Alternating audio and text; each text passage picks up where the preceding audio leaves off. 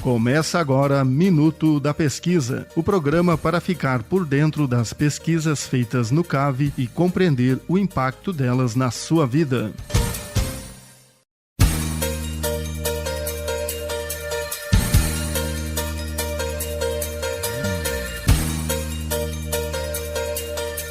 Olá, começa agora Minuto da Pesquisa, o programa de toda terça-feira às 8 da manhã, aqui na UDESC FM Lages. É neste programa que você fica por dentro das pesquisas feitas pelo Centro de Ciências Agroveterinárias, o CAV, da Universidade do Estado de Santa Catarina, a UDESC. É neste programa que você entende como estes estudos impactam a sua vida de modo direto e indireto. Eu sou Carla Torres e hoje te convido a conhecer um projeto que coloca na mira uma bactéria causadora de sepse, que é a infecção generalizada, não é? Também causadora aí da meningite e até da pneumonia. O projeto Inovação na Detecção Visual de Amplificação por LAMP, uma descoberta simples com potencial transformador em diagnóstico molecular. Este é o título da pesquisa. Ele foi iniciado na UDESC Lages com o apoio da Cienco Biotech e visa a criação de uma ferramenta, então, para diagnóstico molecular mais sensível e de fácil aplicação para a detecção da tal bactéria, que se chama Streptococcus aglacti. Falei certo, professor Anderson? Muito Correto. bem. Daqui a pouco eu vou detalhar aqui a apresentação deles, mas já me corrigiram muito bom. A bactéria, na maioria das vezes, para piorar a situação, gente, ela é assintomática em geral e é muito encontrada no trato genital e urinário de mulheres. Está relacionada a infecções, como eu disse, graves, e no caso de gestantes, nós temos inclusive o risco de contaminação do bebê. Diante disso, a utilização da técnica de amplificação isotérmica por LUP, a LAMP, que nós vamos entender daqui a pouco o que é, afinal, em detalhe, tem contribuído muito para a redução da mortalidade e morbidade neonatal associada a estas infecções. Os nossos convidados de hoje são aí o mestre em Bioquímica e Biologia Molecular na Universidade do Estado de Santa Catarina, engenheiro químico pelo Centro Universitário FACVEST, técnico em Química pelo Centro de Educação Profissional Renato Ramos da Silva, Anderson Varela Andrade. O Anderson é aluno de doutorado em Bioquímica e Biologia Molecular aqui da Universidade do Estado de Santa Catarina. Também conosco seu orientador, professor Gustavo Felipe da Silva. Professor Gustavo é farmacêutico formado pela Universidade Federal do Rio Grande do Sul, a URGS, é também mestre em Biologia Celular do Desenvolvimento e tem doutorado em Bioquímica pela Albert Einstein College of Medicine, nos Estados Unidos. Professor associado de Bioquímica aqui na UDESC, é responsável por registro de patentes inovadoras. Também já atuou como coordenador do programa de pós-graduação multicêntrico em Bioquímica e Biologia Molecular da UDESC. Entre os seus projetos de pesquisa notáveis estão o desenvolvimento de métodos para a detecção de vírus em plantas e também a criação de proteínas sintéticas para prevenir a infecção por SARS-CoV-2. Como empreendedor, é sócio e head de inovação da startup Cienco Biotech, onde lidera projetos voltados aí para a saúde humana, veterinária e vegetal. Muito bem-vindos ao Minuto da Pesquisa. Primeira vez aqui no programa, não é mesmo? Sim, pela primeira vez.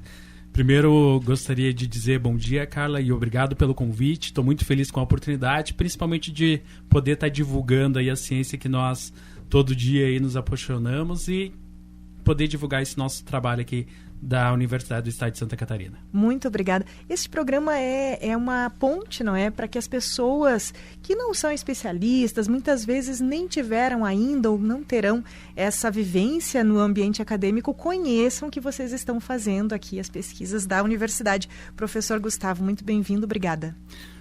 Muito obrigado, Carla, pelo convite aqui. Aqui é um prazer estar aqui acompanhando aluno aqui, o Anderson, e mostrar um pouco desse trabalho maravilhoso que ele tem feito aqui com a gente. Sim, um impacto direto. Nós vamos falar sobre esse impacto, sobre a relevância dessa pesquisa, a utilidade dela.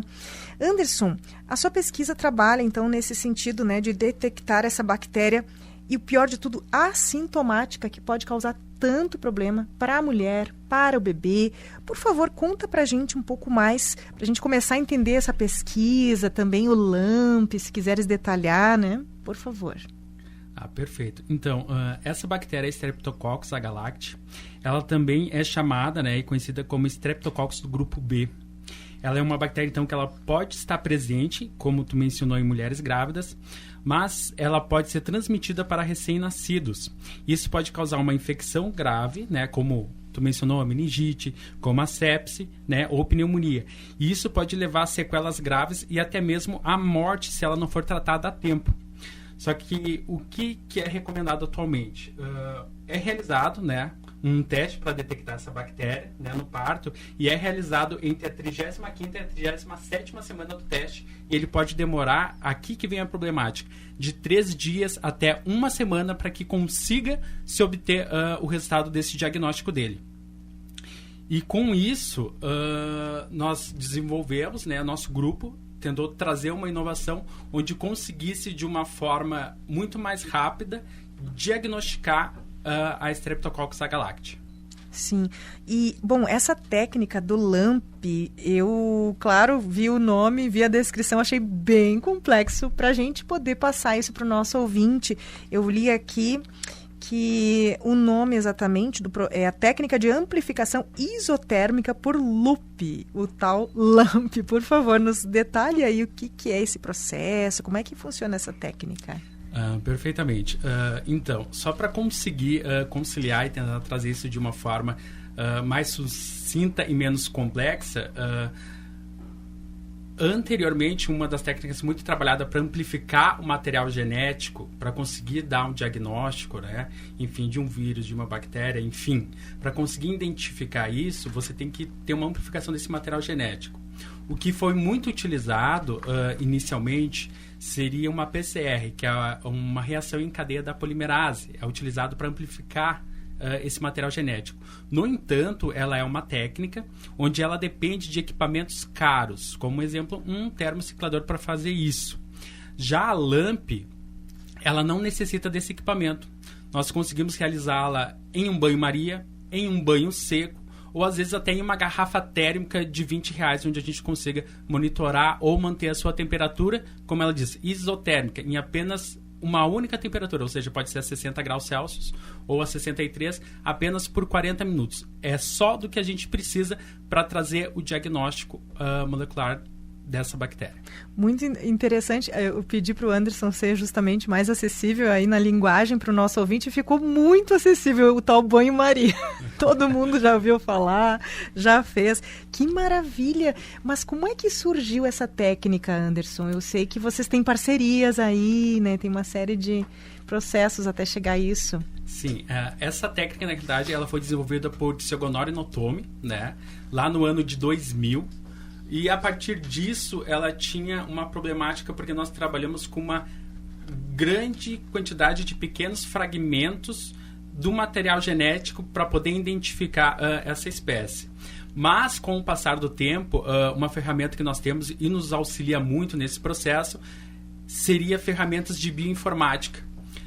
Então, nós temos dentro de um banco de dados, né, temos todo o material genético, dependendo do que nós vamos desenvolver a técnica para diagnóstico, e a partir ao acesso desse material genético, nós conseguimos fazer desenhos, né, desses pequenos fragmentos de DNA que são denominados primers, né, esses primers que vão se anelar de uma forma específica, né, no seu alvo. A gente vai conseguir amplificar esse material genético, e a partir de uma grande quantidade desse material genético nós conseguimos diagnosticar.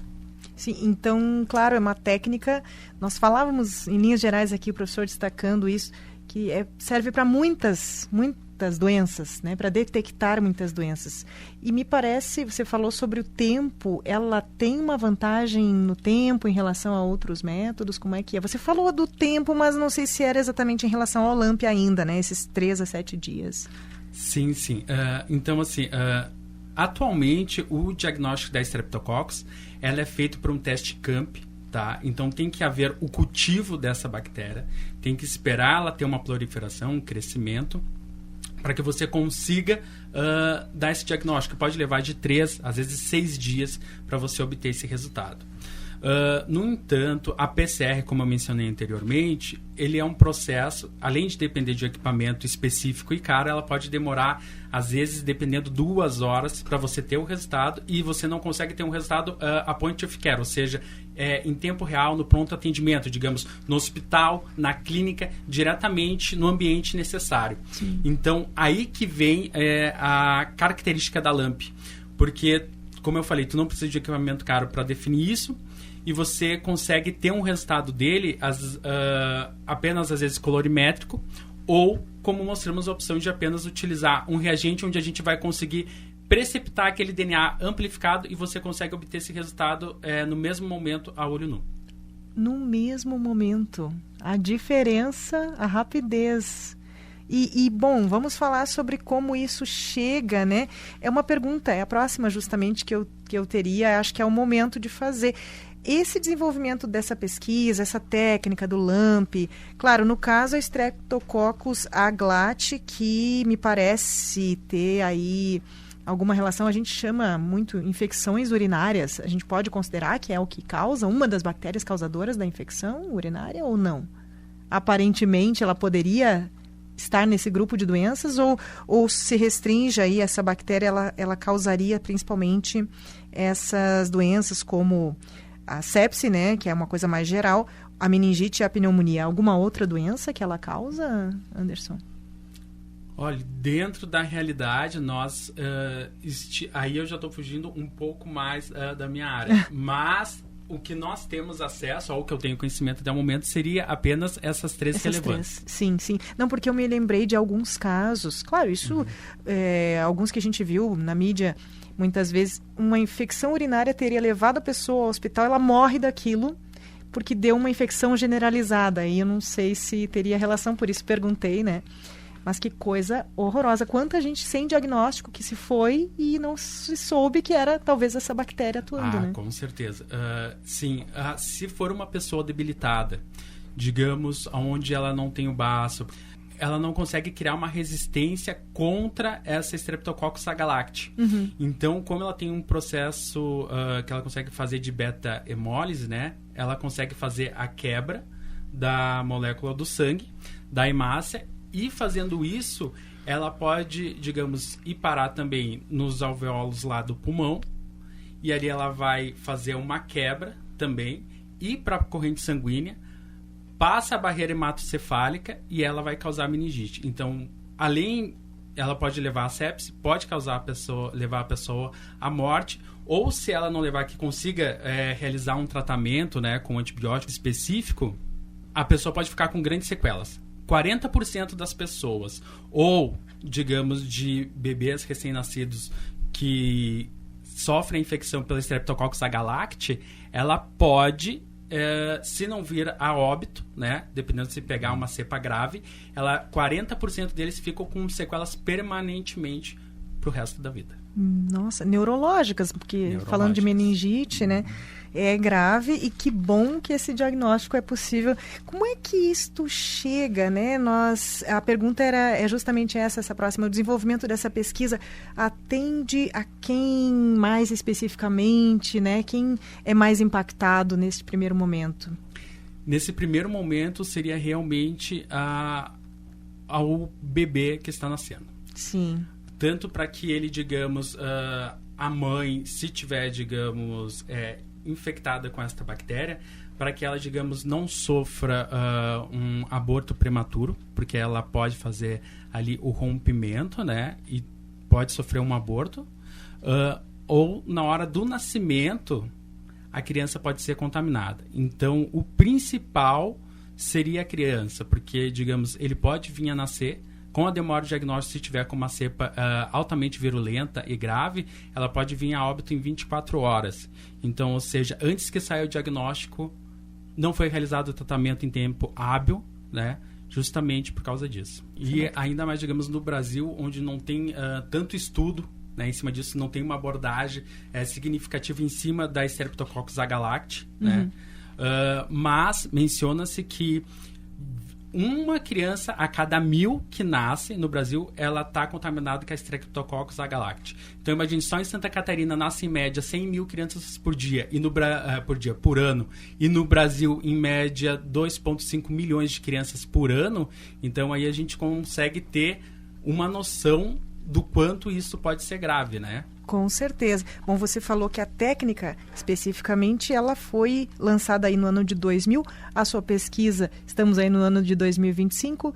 Essa técnica, esse benefício chega para essas crianças quando, Anderson? Para a gente ter uma ideia, para o ouvinte ter uma dimensão, né, da velocidade dos impactos da pesquisa, assim.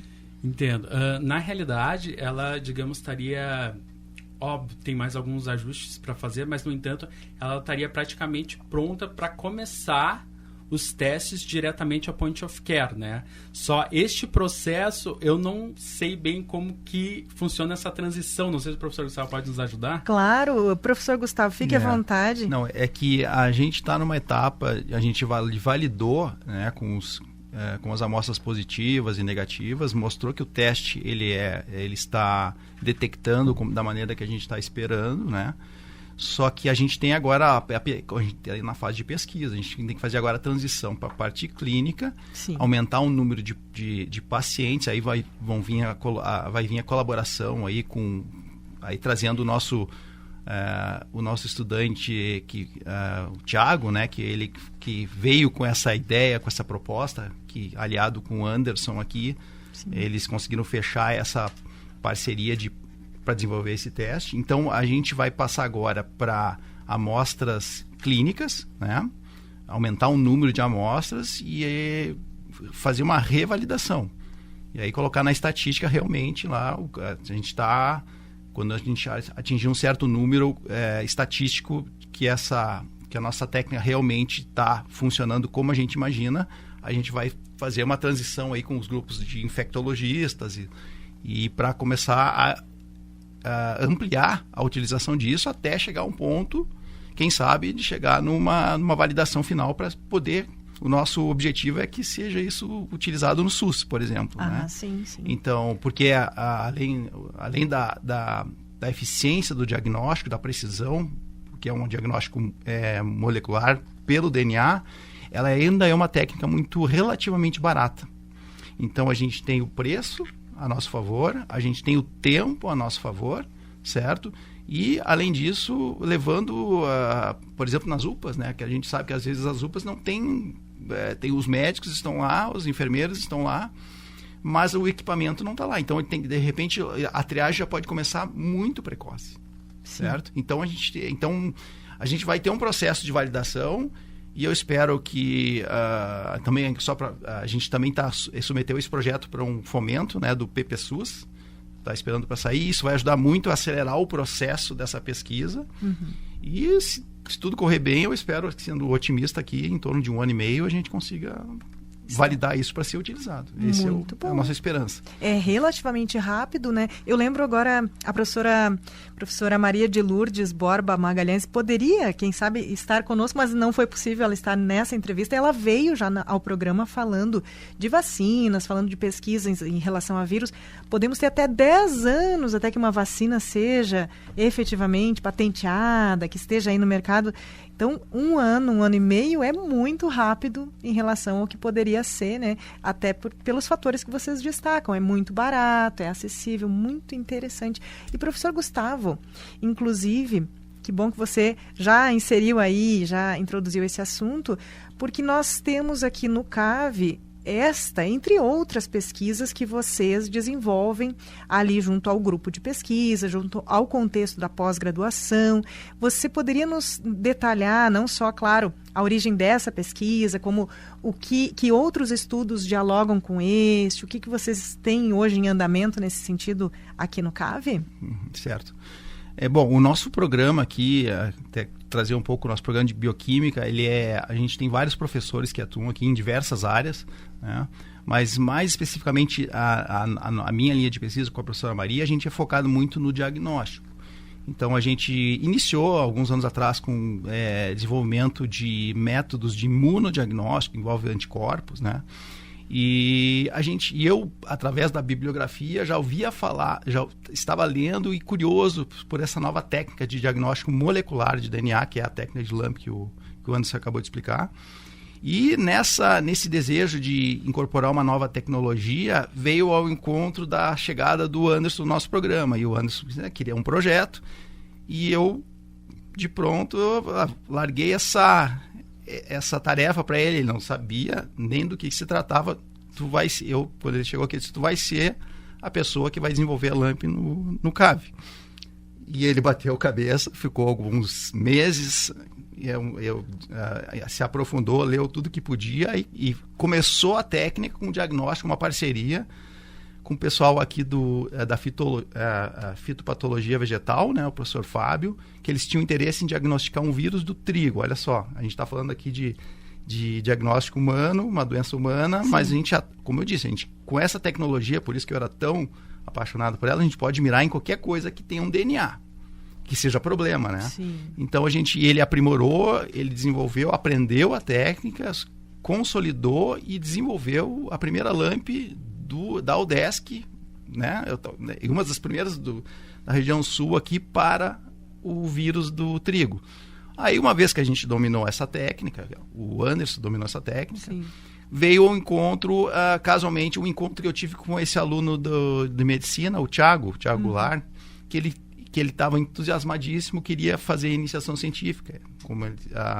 Então ele veio, me procurou, me mandou um e-mail e: professor, eu quero conhecer o grupo de pesquisa de vocês, você trabalha com diagnóstico, o que eu poderia aprender? Olha, daí eu falei: a gente está desenvolvendo uma técnica nova de diagnóstico, tem um aluno aqui que é o Anderson, que está desenvolvendo, aprendeu como fazer os projetos e tal. Sim. O que a gente precisa? Eu acho que seria muito interessante, primeiro eu te dar uma tarefa, me traz um problema para a gente, que a gente começa um projeto. Sim. E aí nasceu o projeto. Ele passou uns dias, se não me engano, né, Anderson? Ele veio de um congresso de infectologia, onde ele ficou alarmado com os problemas causados por essa bactéria, e ele chegou e voltou: professor, eu acho que eu descobri o que a gente pode estudar. Aí me apresentou, né, já tinha ouvido falar na Streptococcus, mas não sabia todo o problema que causado, né? E a gravidade do diagnóstico, a falta de diagnóstico precoce. Claro que existe diagnóstico, mas naquela lentidão. Sim. E aí nasceu o encontro. Daí eu apresentei o Thiago ao Anderson e aí o resultado está aí. Que beleza. E interessante, você falou de iniciação, um menino, eu ia dizer, um rapaz que vem da graduação, né? É muito interessante esse diálogo, porque me parece que em alguns momentos, ou talvez assim historicamente na pesquisa no Brasil, a gente tem muito essa coisa assim da separação, né? A iniciação está lá no início. Não necessariamente. O aluno pode vir da graduação e pesquisar, porque a pós-graduação tem isso, né? É só um mestrado, doutorado, e não, vocês têm essa parceria. Muito interessante. Que outros parceiros são esses, professor? Eu vejo que você também vem do mercado, não é? Você tem esse convívio a partir da biotech. Vamos retomar aqui, da Cinco Biotech, né? Então, como é que funciona esse diálogo? Assim? Essa que é a grande, que eu digo, a beleza da bioquímica, da biologia molecular, que é o nosso programa aqui. A bioquímica é muito versátil, né? Então, a gente pode atuar em várias áreas. Por exemplo, eu sou um professor da engenharia florestal. A gente está num centro aqui que tem a veterinária, tem a agronomia. Ou seja, voltando à nossa expertise, que é o diagnóstico, então a gente atua, por exemplo, no diagnóstico vegetal, como eu já falei, a gente atua no diagnóstico de doenças veterinárias, Também diagnóstico mais a nível de empresa, de diagnóstico de alimentos, né? Produtos alimentícios. Então, e muito focados no diagnóstico, no imunodiagnóstico, que é o anticorpo, antígeno, envolve uma grande quantidade de possibilidades, né? Então, eu gosto muito desse nosso tipo de pesquisa, porque eu estou sempre mirando em coisas novas e o que pode... Sempre alguém que vem conversar comigo, eu queria detectar, olha, existe a possibilidade. Vamos entender o processo, vamos pensar que pode sair alguma coisa disso. Então, isso me anima demais. Eu não fico restrito a alguma... Claro, a gente é especialista na parte das técnicas para fazer o diagnóstico, mas o alvo ele é muito amplo. Isso me anima demais. Facilita a integração entre as áreas, né? Você Exatamente. falou, o rapaz que vem da medicina, tratando de pessoas, aí você trabalha com vegetais, né? Voltamos para a bactéria que atinge pessoas, e tudo, afinal, é muito aplicável. Isso que é interessante. Exatamente. Em 1 ano e meio, então, você que está nos ouvindo, pode vir a ser atendida, né? No caso das mulheres que são mais frequentemente atingidas por essa bactéria, pode estar sendo diagnosticada, o seu bebê, né, se salvando aí a partir dessa técnica tão rapidamente, né, tão fácil de se implementar na rede pública. Bom, nós estamos nos encaminhando e eu, claro, deixo aí o convite tanto para o Anderson no encaminhamento, aí na finalização desse doutorado, trazendo resultados para nós, quanto do professor Gustavo, que venham novamente ao programa para que a gente possa ampliar, aprofundar esses diálogos, saber mais sobre as pesquisas de vocês, sobre essa aplicação. Mas, por enquanto, para nós encerrarmos esse momento, esse tópico aqui relacionado à técnica do LAMP, qual é o rumo agora da pesquisa? Você falou em 1 ano e meio, mas muita coisa vai acontecer até lá, né, professor? Vocês querem nos deixar aí as próximas fases desse estudo? Como é que avançamos nos próximos tempos? Então, Anderson, eu acho que dentro do laboratório, né, na parte in vitro que estamos realizando ali, agora estou aguardando algumas outras cepas que não seja Streptococcus agalacti, para que eu defina a validação, né, como especificidade, né? A gente já fez um teste de sensibilidade, tá ok, para que depois a gente possa dar os próximos passos e testar, digamos, diretamente a point of care, a campo. Nas pessoas, né? Fazendo exames. É bom que a gente descobre termos específicos. A point of care, é isso? Isso. Então, seria na prática, junto a pacientes mesmo. Perfeito. Ótimo. Agora eu não vou lembrar outros termos, mas a gente está sempre descobrindo aqui, junto com o ouvinte, aqui, termos de vocês. Bom, e para encerrar mesmo, quiserem deixar contato, seja telefone, e-mail, Instagram, tem grupos, tem pesquisas que tem até Instagram. Então, fiquem tranquilos para passar o que vocês quiserem, para o ouvinte saber mais, né, sobre esse assunto. Por favor. A gente tem uma página na internet dentro do CAV, né, do nosso programa multicêntrico, né, Programa Multicêntrico em Bioquímica e Biologia Molecular, até apresentando aí para os alunos aí que estão nos ouvindo, mesmo na região de Lages, fora de Lages, que a gente tem um programa de mestrado e doutorado. Ali nessa página a gente encontra todos os professores que fazem parte desse grupo, né? Sim. E fiquem à vontade de entrar lá e entender um pouco das pesquisas, que são várias, né? A gente tem muitas pesquisas diferentes.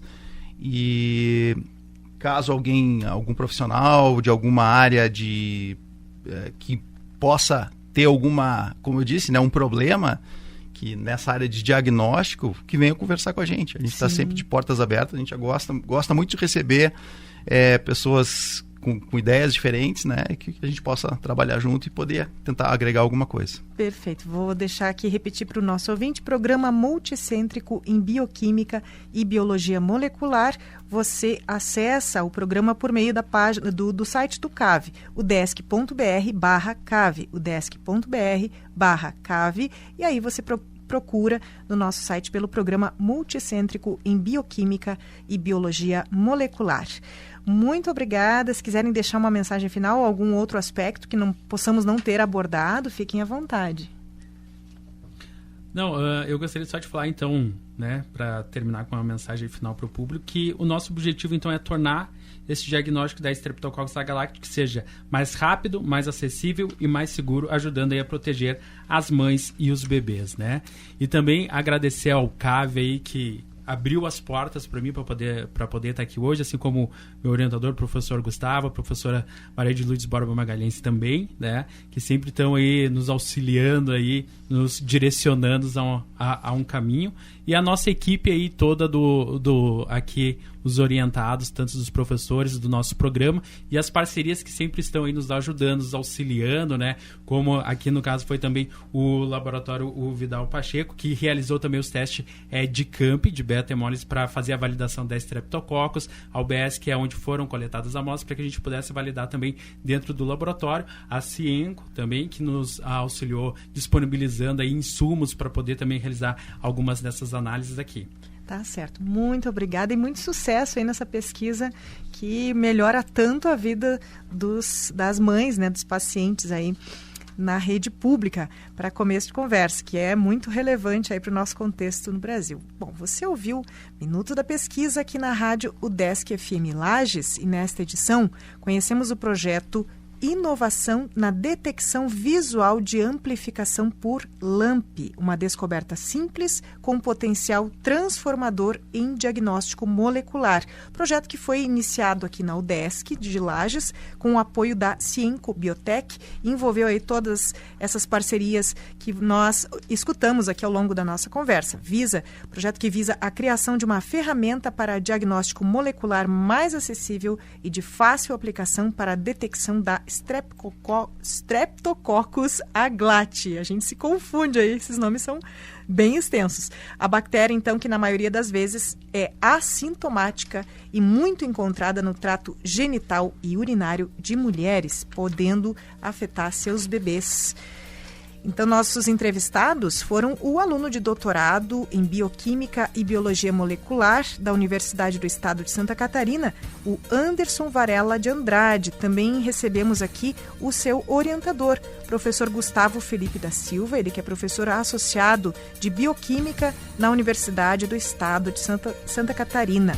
Obrigada a você, nosso ouvinte da 106.9. Eu sou Carla Torres e o Minuto da Pesquisa volta na próxima terça-feira, às 8 da manhã, com um novo tema. Esta entrevista você também pode escutar aí a reprise nesta quarta-feira, às 8 da noite. Um abraço, até mais. Tchau, tchau.